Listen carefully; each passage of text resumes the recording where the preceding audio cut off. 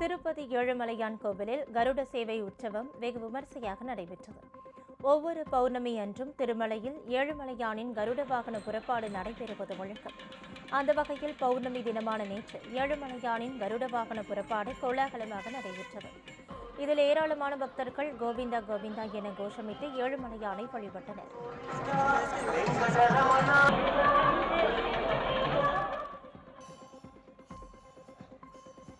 இதேபோல் 108 திவ்ய தேசங்களில் ஒன்றான ராணிப்பேட்டை மாவட்டம் சோளிங்கர் லட்சுமி நரசிம்மர் ஆலயத்தில் ஆடி மாத கருட சேவை உற்சவம் நடைபெற்றது.